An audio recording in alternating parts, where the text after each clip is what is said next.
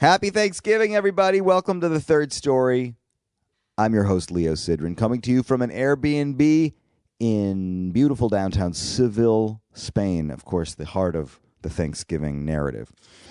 Today's a big day. I'm really excited to do this. My episode with Woody Goss is back. I'm going to run it intact. It originally ran for less than 5 hours earlier this year. I think it was in September. Yom Kippur, it was. I remember I went to synagogue, and when I came out, I had a message from Woody Goss reminding me that I had agreed not to run the episode until he indicated that the time was right. And the time is right now because he revealed this week that he's releasing a special Christmas project. He released it yesterday, so I'm releasing our conversation today. For those of you who have been waiting patiently, I appreciate your patience and I appreciate you sticking with me through this process. For those of you who have no idea what I'm talking about, doesn't matter. Enjoy this conversation with keyboardist, composer, pianist, birding expert, and surprisingly funny and provocative guy, Woody Goss. Here we go. Welcome to The Third Story. I'm your host, Leo Sidran. Today's conversation features pianist, composer, producer, intermittent professional birder, and lay evolutionary psychologist Woody Goss. Woody is best known as the keyboard player and a founding member of the band Vulpeck, a collective of musicians, singers, and songwriters that was formed at the University of Michigan nearly a decade ago. The founding father of the band, the cruise director, the match that lit the flame, the visionary, is a guy named Jack Stratton, and I interviewed him a few years ago as well. As a matter of fact, this interview is the latest in a long series now of conversations I've had with all of the original members of Vulpeck and almost all of the subsequent members of the band also. So this is kind of a nice thing here. If you've been following the story with me here, then you know that this conversation was really a foregone conclusion. It was only a matter of time, and I'm so happy that it finally happened. But if you don't know the story, let me catch you up.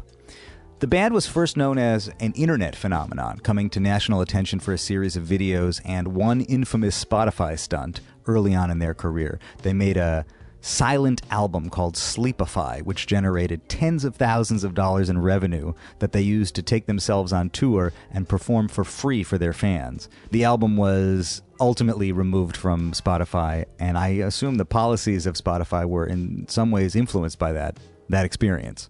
In recent years, their online celebrity has translated into actual live ticket sales, culminating in a concert that they played to a sold-out crowd at Madison Square Garden the night before this interview was recorded a little over a week ago. They have no manager, they have no label, they have no formal team. They are totally independent. To me, it represents a possible future model for the music business in which artists can engage completely and directly with their fans and control their careers. Of course, you have to have one of those Svengali guys like Jack Stratton on your team.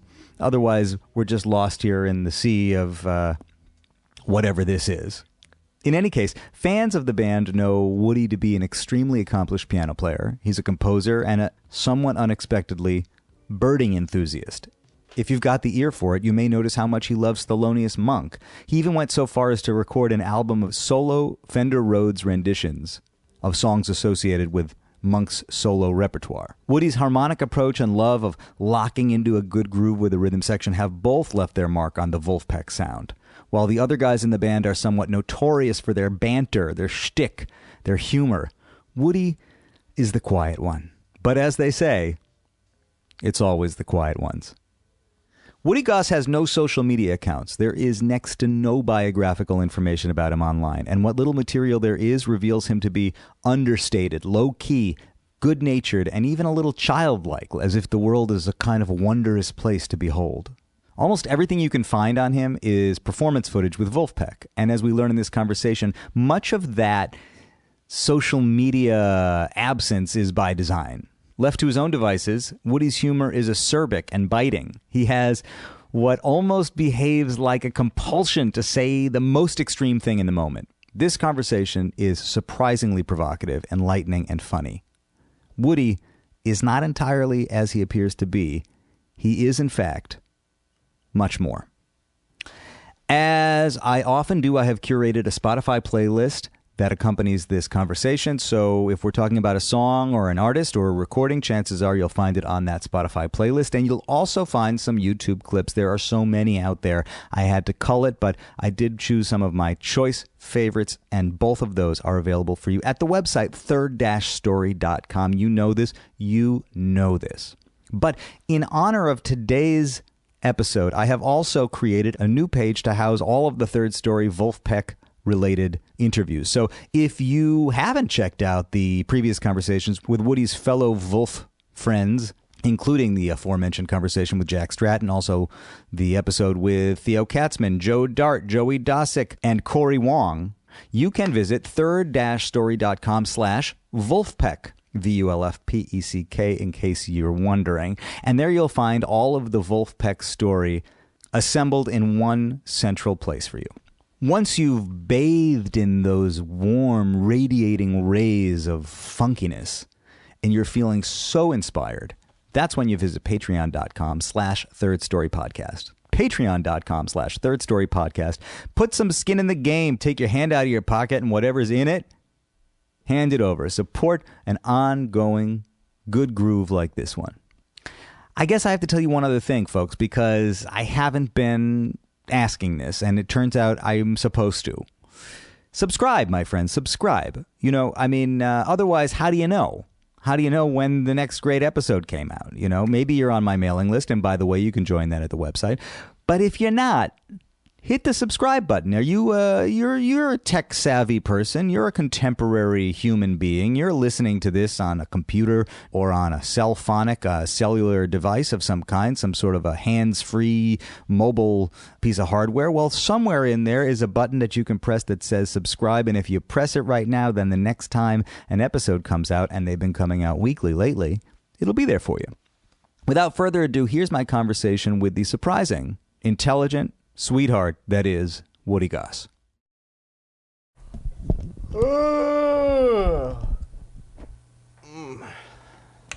You are tired, Woody Goss? I'm tired? Are you? No. You're invigorated. Right now? Yes. I feel pretty just normal. Do you? Baseline, my activation level. Believe it or not, I feel pretty even keeled right now. Considering that last night you played Madison Square Garden. Yeah. I think you're an even keel guy. No. Really? Not at all. What do you mean? I'll probably get really low when I get back home. I was really high last night, and I don't mean on drugs. I mean on the feeling. I also just went bird watching in Central Park for the past couple hours, so that, walking through the woods is a gorgeous day out. So that makes you feel pretty good. Little is known about you. You have a pretty low internet profile. It's non-existent. I've never made a single social media post. But somehow those that know you or who you are, and that you play keyboard in Vulpeck and they know your name, the one thing that is kind of known about you is that you like birds. Yeah. How do those two paths and streams emerge that you've become a bird aficionado and a jazz pianist guy? A jazz penis. Penis. Are you going to make edits about every time there's something that has to be cut out of the interview? We'll see. You're asking why those two things? I mean, I like some other things too. I get really into certain topics. You get into what you get into. Yeah. I have a few on the list. Jack's actually gotten me back into evolutionary psychology. I'm really into. Jack Stratton got you into evolutionary psychology. I was into it in college. I was learning about animal behavior and evolution, and then he got really into it and got some of us into it. Again, that's some interesting stuff. What is that stuff? Evolutionary psychology? Yes. It's the perspective on human behavior having to do with evolution and evolutionary forces. It's basically like you can look at any behavior at different levels, different time scales. You can look at it with molecular forces and, just the physical forces interacting with matter, or you can look at it like from the scale of genes reproducing and mutating over millions of years. Right. So is there an example of a behavior that we would use to view these multi-temporal dynamics in action? It's kind of tricky. I don't like talking about it too much. I don't want to talk about it in this venue, honestly, because it's esoteric. It's emotional. It's very emotionally triggering. I mean, most of the behaviors are about sex and reproduction, because without that, none of us are here. That's right. If you think about it, every one of your millions of ancestors had to reproduce in order for you to be here today. Yes. That's what evolutionary, theory is about. It's like what strategies emerged. I don't know, man. You don't want to go there yet. I don't want to go there. We've only just met. We've only just met. I also don't want to. It's not the venue I want to talk about that. I'm not an expert on it. Yes. And I don't feel prepared to talk about it right now. Where did you grow up exactly? Skokie, Illinois. It's a northern suburb of Chicago. Tell me about growing up in Skokie, Illinois. It was very diverse. There was over 40 languages spoken at the homes of the students in my elementary school. Yes. So I had my friend group had people from Korea, India, Assyrian people, Greek. It was just like very normal. Huh. And then when I left Skokie, I soon found that that's not the case other places. That's interesting because I always associated Skokie with being a very Jewish suburb of Chicago. Yeah, it used to be. At one time, maybe in the 70s, there was another stat. Someone told me that I think it was like 80% of the households listed Yiddish as their primary language. It was a huge Jewish population. And then there's the story of the neo-Nazis wanting to march there for that reason. I also think 1 in 6 people had survivors in their immediate family at that time. And that leads us to the movie The Blues Brothers, where they have neo-Nazis in Chicago. That's probably inspired by those real events. So, but by the time you arrive, it's diverse. It's more diverse. Could you cut my laughing out after? Well, we did get to The Blues Brothers, but... You're uncomfortable about having laughed in the context of a neo-Nazi march? Correct. Okay. I understand that you are essentially a quiet guy. Maybe you're not quiet. It's really not true. It's really funny. Yeah, everybody on the internet thinks I'm shy and quiet. Yeah. I just am uncomfortable with the internet, really. I don't, everyone who knows me, I can be I can be a performer at times, but I get weirded out by things lasting forever and like millions of people seeing things, and I start thinking too much, and it's not a natural fit for me and the internet and this kind of stuff. Interviews or the internet, because as you say, you get weirded out by the internet, and yet, as we know, your band filled Madison Square Garden last night because of the internet. I mean, you are a very known quantity on the internet. You just don't. Playing piano with Joe Dart, I'm fine on the internet. But you don't say anything. But if you're playing, I'm okay with words too. But I like to be able to think about it and take my time with it. I watched Jack do interviews, and he's just so off the cuff with like phrases. I'm not like that. Skokie was diverse. 40 languages spoke at home. You start playing piano. As I understand, your father plays piano. Yeah, I got into it because my dad was a big jazz fan. He liked Thelonious Monk a lot. That was always on in the car. And he played like the same 5 jazz standards over and over again throughout my childhood. He played them at the piano? Yeah. What were they? Monk's Dream, Bem Schwa Swing, Green Dolphin Street. Do you know these? I do. My Romance. Yeah, he would just play them on repeat by himself. And he was great. I have some old tapes of him. Could he improvise? Yeah, he would improvise. Because you are a big Monk head also. I mean, you made an album of solo Rhodes piano, Rhodes performances a couple years ago, and it's a very Monk-heavy repertoire. Oh, yeah, it's all connected to that solo Monk album. He was the one who got me into jazz. I was not into it strongly. What were you into? I liked the oldies station on the radio. I would just listen to that all like before I went to bed every night. I liked Motown, and then I got into jazz, and then that was all I did. Bebop only. Mm-hmm. Speaking of Nazis, cut that out. Are we comparing hardcore bop heads to Nazi jazz Nazis? My parents called me the music Nazi because I would only let them play bebop when we went on a car ride. When you got into it, when you started getting into it, that you took control of the radio, only bebop. Yeah. And with Nazis, it was like only Aryan people. Right, so that's the connection. So I was like only bebop, and the Nazis only Aryans. I didn't go any further than that. I wasn't violent or anything.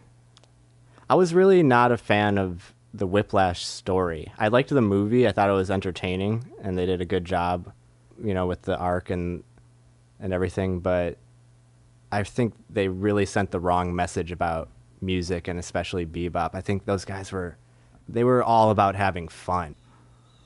That's a blue jay. Are we getting that? Okay.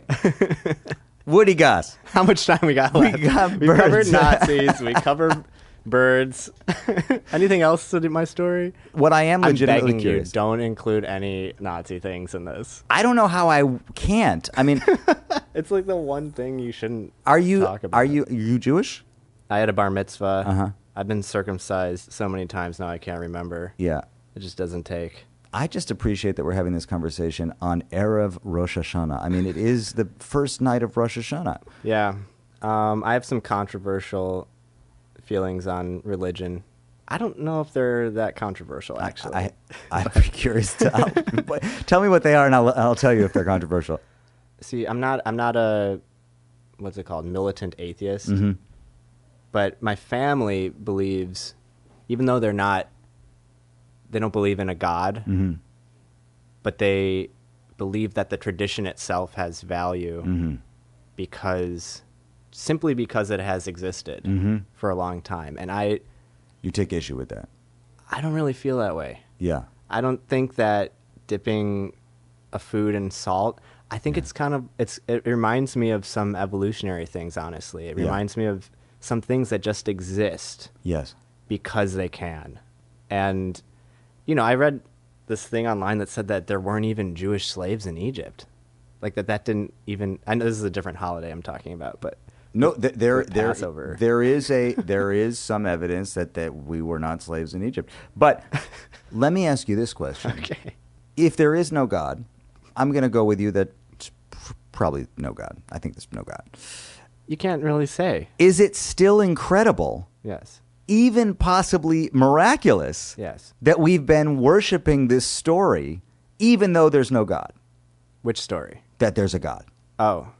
There's something in the condition of telling a story. That's what we worship, is the story, not the God. The story? You keep saying. What's the story? The story is that Jews have been believing this, dipping the herbs. Because a lot of other people are doing the same thing? It connects you to a tradition. It connects you to a culture.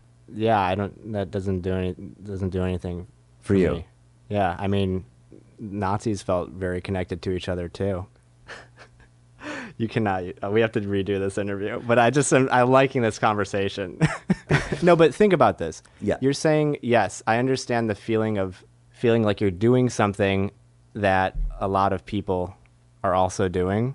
And connecting you to thousands of years of people doing of the same feeling. Exactly. That's not necessarily a good thing, is what I'm saying. Right. Could be a bad thing. Yes, a lot of people have participated in things that today we think are really bad, that were traditions that lasted hundreds of years, like slavery. Yeah, there's a few examples. Many people doing something I think it's also just a fluke. I don't think it's something in and of itself to be that is always good. It's not always good. No, I don't think it's always good. I think we have reached agreement on that. It's not always good. Do you think there is a possible connection between your love of birds and your interest in evolutionary psychology? Absolutely, 100%. No, I mean, it started from animal behavior. I took a class in college, animal behavior for non-majors. Totally changed everything for me. It seems like where all education should start to me. Animal behavior. Yeah. And if possible, for non-majors. If possible, yeah.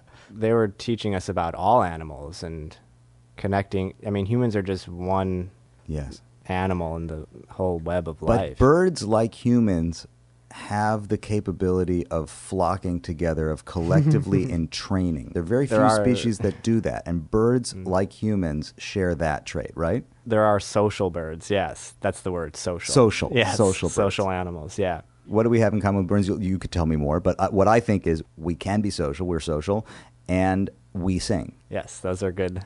Anything else? Similarities. The most interesting one is our mating system and parental care. So a lot of birds are pair bonding, and humans are pretty rare in that. I think it's like 3% of mammals are pair bonding. For most of them, meaning you find a mate. The male and female mate and then never see each other again. And it's true for a lot of birds too, but a lot of birds, they give birth to really helpless offspring like humans, and that strategy only works if there's multiple parents around to raise the child. So you see a lot of similarities in the relationship between the parents and in the conflicts that they have as well. You also have learned how to identify various bird songs and various species, right? And I was thinking, like, okay, when you start to listen to jazz, a big part of the test that not you necessarily, that one can do is put on a record and see if they can figure out who's playing saxophone. Oh, yeah. Is it Hank Mobley? Is it Sonny Rollins? Is it Train? Right. The same process of trying to identify somebody's sound is maybe shared. There's a common experience of being able to identify a bird song and knowing who it belongs to. Absolutely, without a doubt. Birds have songs. Yeah. They make this distinction between songs and calls. Ah. Calls are these one syllable. They use syllables to talk about it too. One syllable vocalizations that the birds do. They're just like cheep, like a one note thing. Yeah. And people can tell birds apart by their calls, and that's baffling. I'm not that great at that. Yeah. But just this one little peep, and people can tell dozens of species apart. That's incredible. Are the songs musical? I mean, do they play by the same rules that the Overtone series plays by? That's a great question and an interesting topic. My knowledge on that is limited, but I will say that my gut is to say no, they don't follow the same rules. A lot of times people hear them and they think they are, and they try to fit them into our system. And so you can say like a chickadee, it goes like sometimes, and you're like, oh, that's a whole tone. But it's not always an exact whole tone. Our system came from consonances and dissonances in intervals, and I don't think that the birds are listening for those the way humans are. However, it's interesting you mentioned the overtones, because there are some birds that can actually produce two tones at the same time. And there's one called the Veery, and it's my favorite song. And the way it sings, it brings out the overtone, the harmonic series. And I don't know what that's really about. I really don't know what's going on. You can slow down the Veery song, and it goes up and down the harmonic series, harmonized. It's two notes at the same time, two tones. Okay, so Motown, Monk, birds, 40 languages. You're in high school, you're in Skokie. You made it seem like I can speak 40 different languages, which is true. And multiple circumcision. Are you playing in high school? Were you playing in bands? Were you playing jazz? High school, I started to open up to other things outside of bebop, including funk. That was where I got to Sly Stone, was my first love in that world. And then P-Funk. I was a huge P-Funk fan, still am. And James Brown. And I was in a rhythm section in high school, which is kind of rare. We didn't really have a jazz program. What was the name of your high school? Well, now I feel bad, but it was Niles North. We did have a jazz band, but it wasn't enriching, I'll say, at the time I was there. So what we did was we were the backup rhythm section for the vocal jazz group. And we met twice a week, and I did this for 4 years. And that really probably solidified me as a rhythm section player, and we were all trying to groove and focusing on the groove and being funky, and that's kind of where the Vulpeck thing, it was just like that. So you had a kind of an early experience of that same kind of like elevating rhythm to a high art. Exactly. Loving the groove. Yes, living in the groove. But you're also obviously an accomplished soloist. I mean, you know, you don't get a chance to really work it out that much in the band. A little bit here and there. It's not really for Vulpeck. Yeah. Oh, now we should plug my thing. Is this the time when we do that? Yeah. How much time do we have in this interview? Well, we have plenty of time. Oh, we do? Yeah. How much time would you like? I was us to wondering have? if we should redo this because of all the Nazi talk, but Do you want it's real talk now for a Yeah. second? I'm gonna have to keep one Nazi thing in. you're gonna have to keep that. Here's the thing. Let me Yeah. do a real talk Okay. on you. Yeah. My banter in general and is so inappropriate. Yes. And in I- real life, it in is? real life. So And- now then we're getting to know you. I know, but I need to be careful. You know, I'm not Lenny Bruce. You know, I want to be a musician. I don't want to isolate the fans. You know what's interesting about that? You say I'm not Lenny Bruce. I'm a musician. I'm not doing shtick. And yet I heard you describe to my friends downstairs what Vulpeck is, and you said it's like, well, maybe funk mixed with some pop and some comedy. Absolutely. There are definitely full shtickified elements of the band. Right. That's Jack and Theo, and they're very good at keeping it PG, and I'm not. And my mind just goes to the most awful places all the time. You can keep that in your interview. Are you So concerned? that's maybe the real reason why I stay out of the, Oh, or it's one of them. because you just go off the I'm rails. so inappropriate. I'm incredibly inappropriate. Has anybody encouraged you to stay out of the limelight with it, or you just know yourself well enough to know that it's better not to get into a situation where you might get in trouble?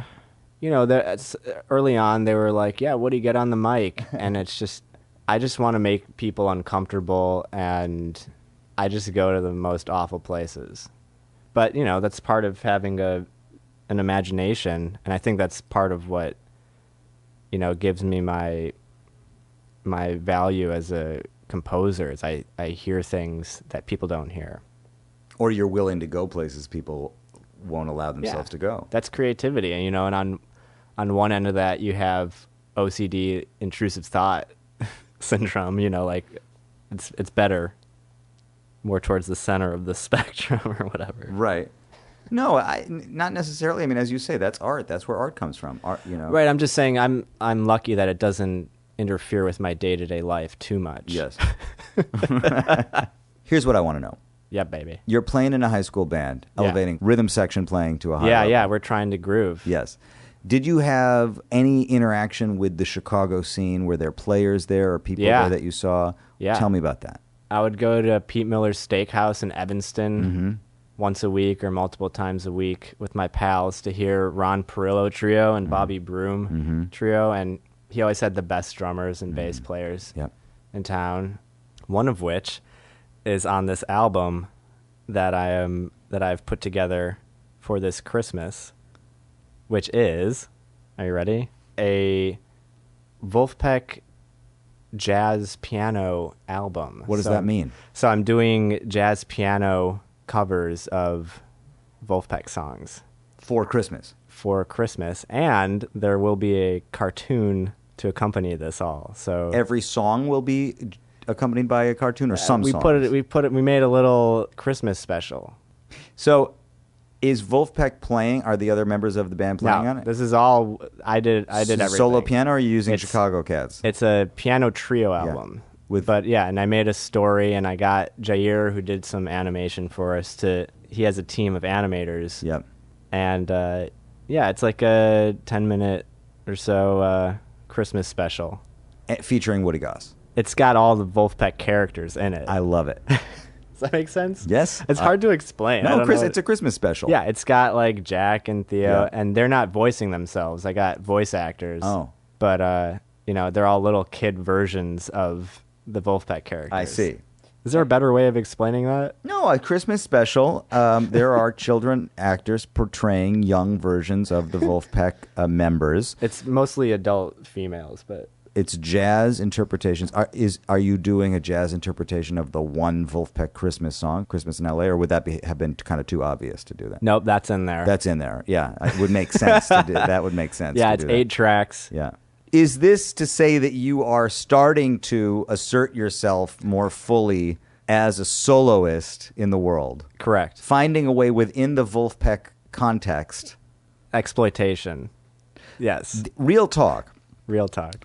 I have talked to most of your peers in Vulpeck. Yes. And along the way, discussed with each of them how they negotiate finding a solo career in the context of Vulpeck, whether or not you want to call it exploitation or reaction taking advantage of this opportunity. I found a good thing to do. Yes. I found something that kind of I think the Vulpeck people are going to love this. And it's complimentary.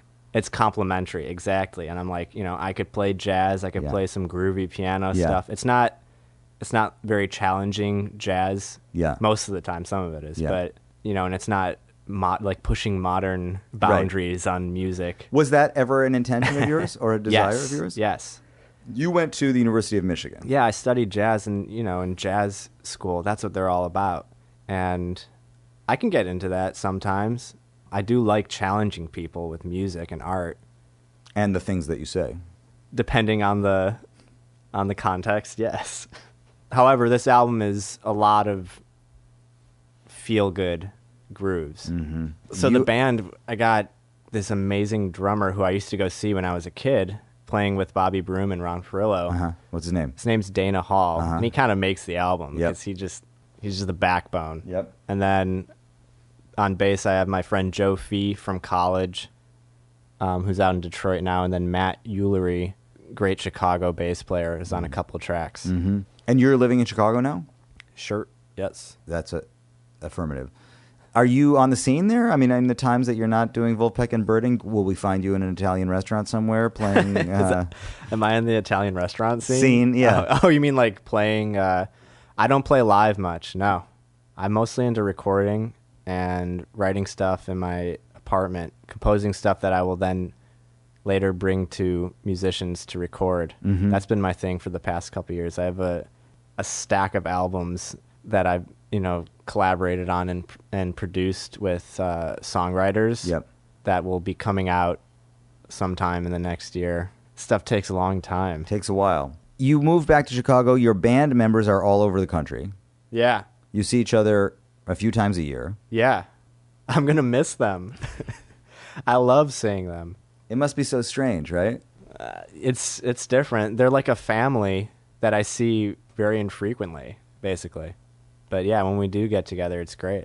Let's get back to your version of the origin of how this thing started. You're in Michigan. You're in the jazz school. Yes. Apparently, Theo Katzman went into the jazz school as a drummer. Apparently, Joey Dosick also went to revolutionize the saxophone. You're all there. Are you about the same age? Same class? No. Theo was a senior when I was a freshman. Joey was either a senior or were they the same year? I think they may have been the same year. Yeah, so they were like super cool. You remember, college still has that difference between seniors and freshmen. Totally. It's less than high school, but like they were in another world for me. And Joe Dart is behind you, though. He was behind you. And Joe, I didn't know Joe very well. He wasn't... wasn't in school, I don't think. Yeah, he wasn't going to classes. But he was reaping the benefits of college living. Right. Smart man. You knew these upperclassmen, basically. You knew who these guys were. Yeah, and we played together. Uh-huh. Were you a music major? Yes, I was a jazz piano major, and I think that's mostly what I was obsessed with. Yeah. Girls, social life, normal stuff, but then I was like always about music and making music. Oh, I had a band. What was the band called? See, this is an interesting point about me is I was a front man of a band. See, I'm not really that shy, but when the internet came along, we were right before people started videotaping things, and it was a total freak out band. I would just like do very strange things and get in people's faces and try to challenge them and play some really psychedelic, often funky music with the best rhythm players I could find. Was there some connection with the Detroit scene? I mean, when you're in Ann Arbor in jazz school, no, you don't go to Detroit. You don't hang out. Yeah, it was a pretty contentious issue. Really, because our professors, understood that there were a lot of jazz musicians in Detroit and a tradition of jazz musicians in Detroit. And they were like, it's, just 40 minutes down the road, and you guys should go down there and be a part of it.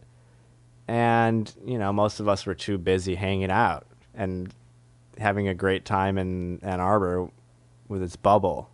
It was definitely going outside of your comfort zone, if that's what you're asking. And yeah, that is something that is people have to really push themselves to do, or they're not going to do it. I did that in other ways later in my life, but not really with jazz music in Detroit. That just wasn't my path. Yeah. I mean, I also understand to be 18 years old and show up in college. It's like, it's kind of a tall order to say, okay, just drive 3/4 of an hour and First get of all, yourself drive. on the scene. Yeah, drive. You had to take a bus. I mean, it was like an hour. It was like your whole day. But Right. I'm not that hard a worker. I think it's interesting, this idea that, you were very free and provocative and... inappropriate. I'm getting that. I never had my shirt on when I was playing in this band. But that was was... more like punk. It was punk, but that was cool as long as attitude. there were no permanent consequences. I mean, what you're saying is when the internet showed up, you realized this is going to stick around. Exactly. Permanent consequence is a good way of putting it. Because the thing about the jazz experience traditionally also was that it was like smoke in the air. I mean, a solo, for the most part, happened. The 40 people in the room who experienced it, and then it was gone until the next solo. And you never got that back again. The internet has changed that. That's a good point, and that's one of the funny things about Vulpeck is that, like with a lot of jazz recordings, you can tell these are live musicians. They're not concerned with making mistakes as much as they are the overall feeling and the overall energy. It does open up an interesting conversation about Vulpeck and its relationship with jazz, because on the one hand you have a bunch of kind of jazz student exiles in the band who sort of basically said it was a little too dogmatic, it was a little too prescriptive, it's not exactly what we wanted to do. When you refer to yourself as a bebop snob, let's say. Yeah. That implies that you no longer are a bebop snob, that you sort of got over that and realized that it's okay to have that love and also pop music and Motown. They can all live together in one. Yes.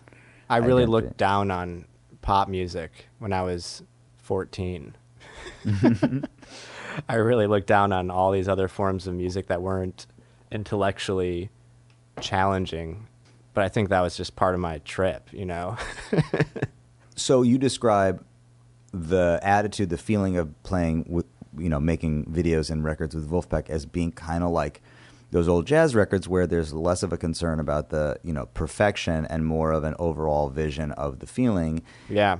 And at the same time, what's amazing about Vulpeck, and, every time I've seen you guys play, every time I see a video, what's kind of nuts is there's almost no soloing.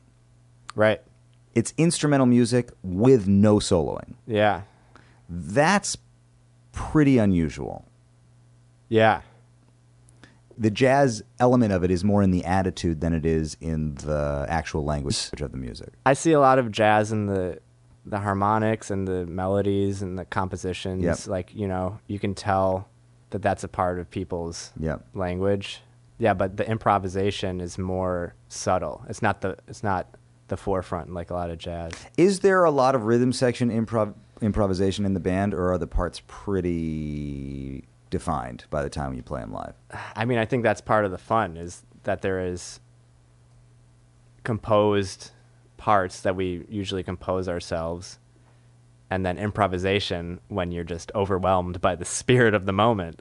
I always tell myself when I'm playing with Vulpeck, or as I would say this is a general rule, I love this rule, is that when you come up with a repetitive thing you're going to play over a song, I tell myself, only play that part unless you utterly have to improvise something else. And that usually happens once or twice. But when it does, you're just yeah. I've been possessed by this thing.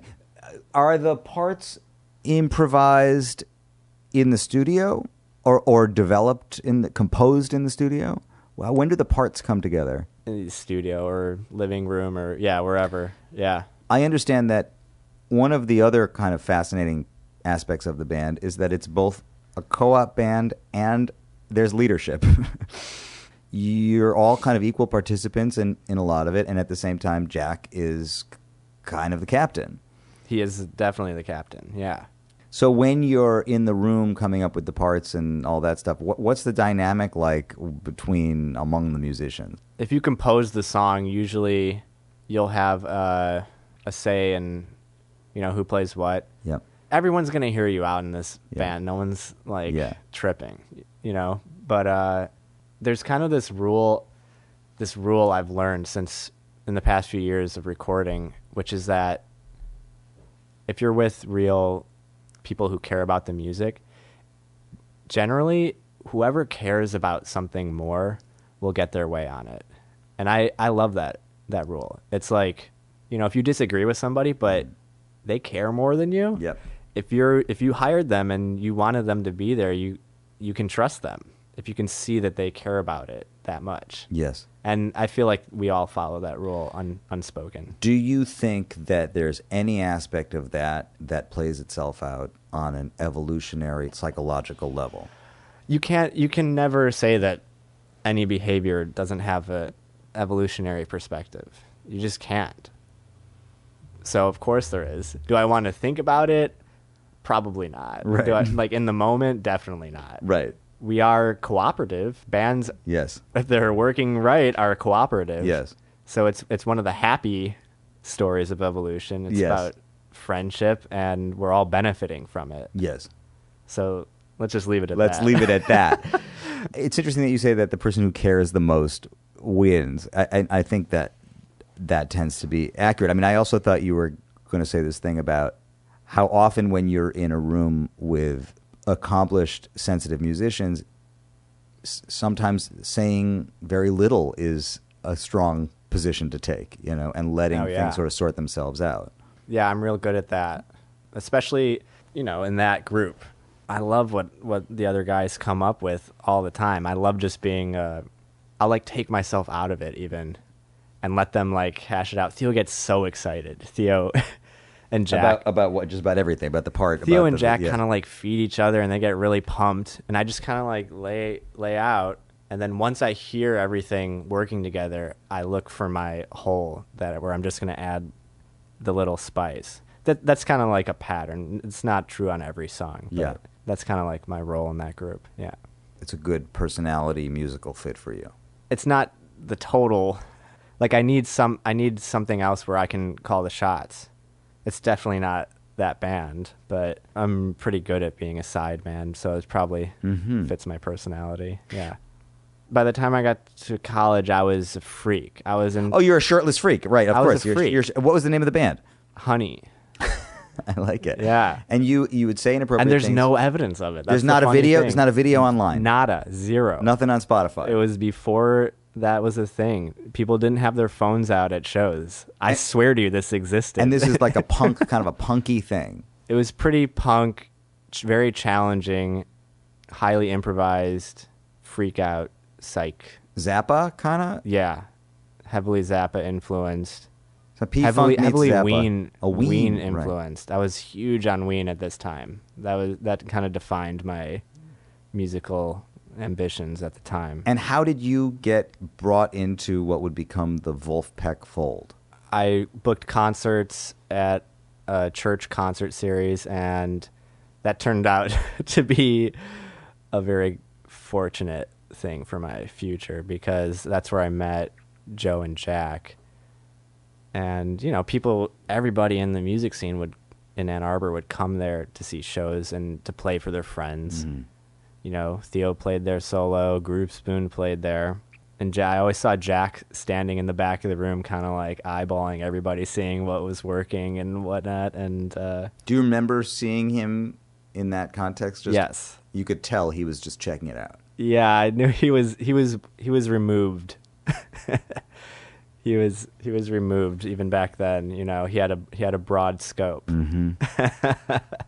Yeah, and I remember Joe, because I was really into funk still, and the groove is always the rarest thing you find, and yes, and it was strong in that one. The groove was strong. The groove was strong, and that one. I've asked most of the guys of that generation the following question. Do you think that your class and your generation of players that came through Michigan at that time was exceptional? Or do you think if Jack had arrived 5 years earlier or 5 years later, a similar kind of experience could have been forged out of the scene? Wait, there's a few things happening in that question. What I mean is this. It's kind of incredible. It's like lightning striking what happened with Vulpeck. This is a group of players who came together more or less in the same generation class, within a range of 4 or 5 years at Michigan, with a kind of similar common conception and an ability to elevate rhythm to a high art and all of this stuff. Part of that, though, is a function of Jack's vision. I mean, a lot of it is a function of how much incredible talent is in the band. There's a lot of talent. Everybody's super talented. And it comes into contact with somebody who has like this crazy vision and ability to bring all of these elements together in this beautiful frame.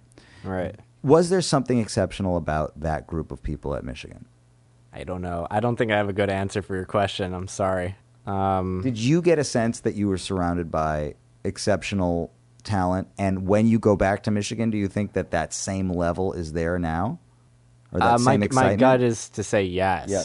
My gut is to say that the talent is always around us all the time. Yes. I think that Jack was the right person for his time and place, that he embodied a lot of things that resonated with a lot of people.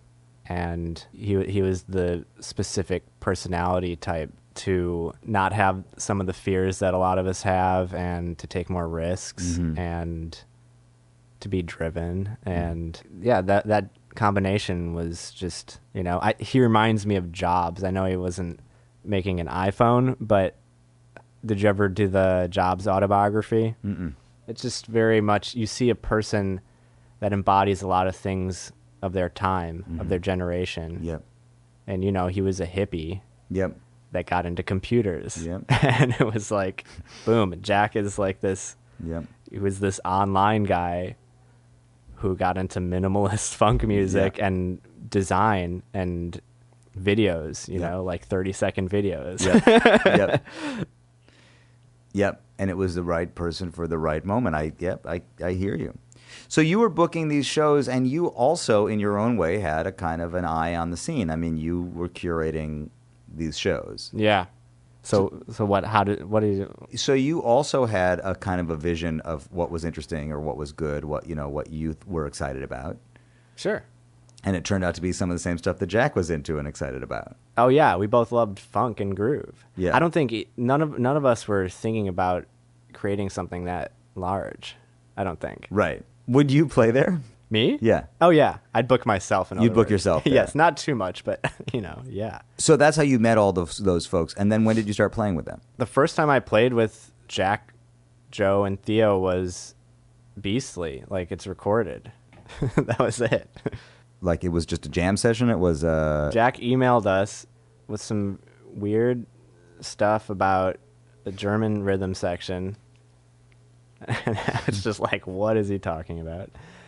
But I was like, these guys are really solid. And yes, the funny thing is, when I was 20 or 19 or whatever it was back then, I was willing to get my Fender Rhodes keyboard to the studio for free just to jam. Sure. Wouldn't do that today. Wouldn't even do it for money.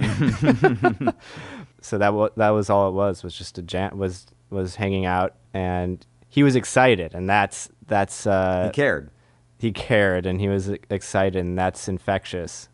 When did it start to get more serious? I mean, it was kind of a lark for a while. When did it get more serious?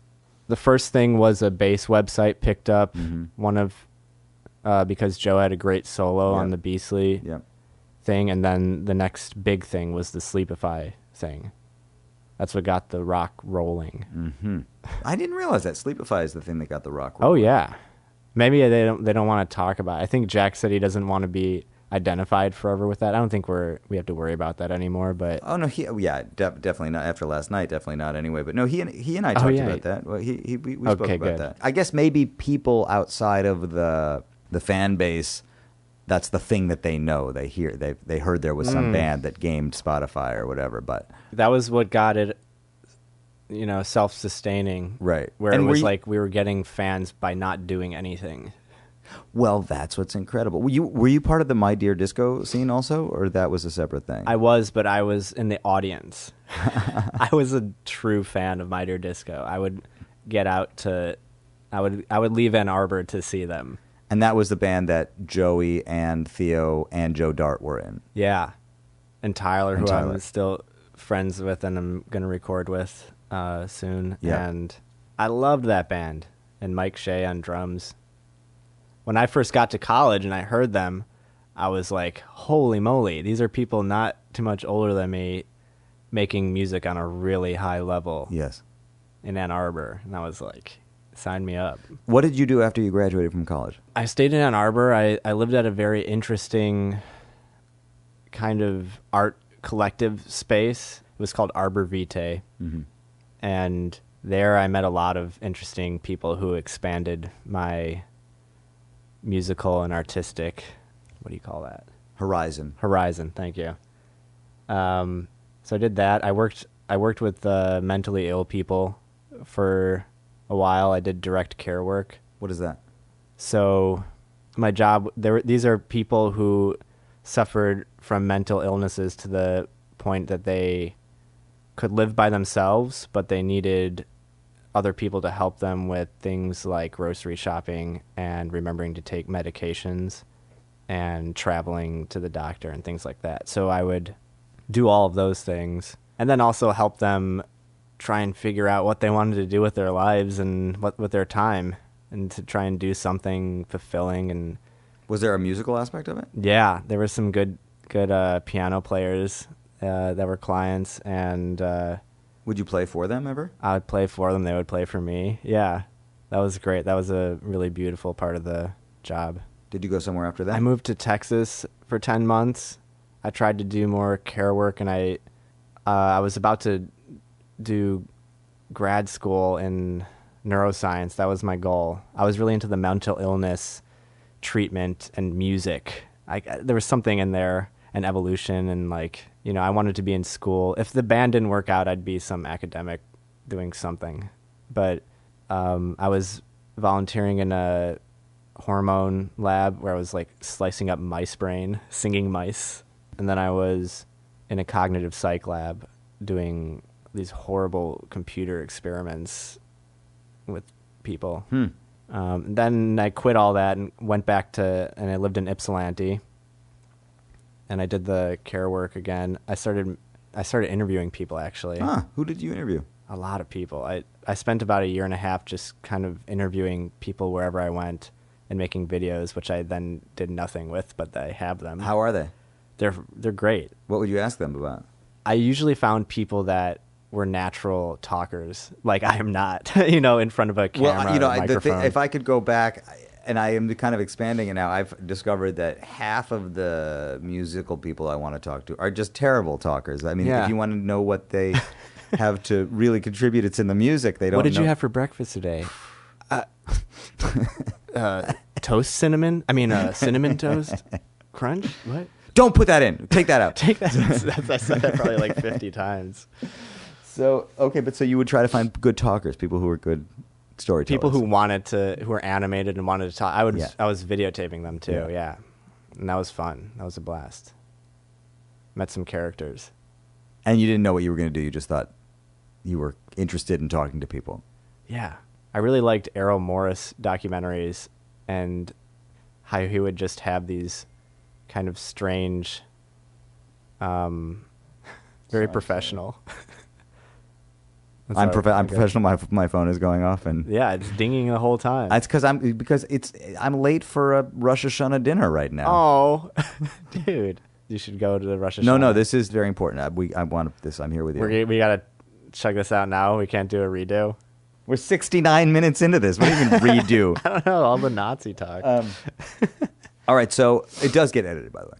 Good. It always. I know. I can tell. Yeah. You do a great job. I like what you've been doing. I appreciate you saying that now, especially knowing that you have been down this road of interviewing people. And Oh yeah, they're really long, but like mine are long. Yeah, Yeah. I mean, but there's a lot of hour-long interviews. I just don't listen to a lot of them. But It's like I wish I could hire Jack Stratton to come in and basically just like give me the guru treatment of everything I do. Like, your podcast should be 12 minutes long, okay, and you should put one out every 3 days, or yeah, whatever. well, it is. you're not Jack Stratton, right? So we've all had to, in our band, have had to come to terms with that. We are not Jack Stratton, right?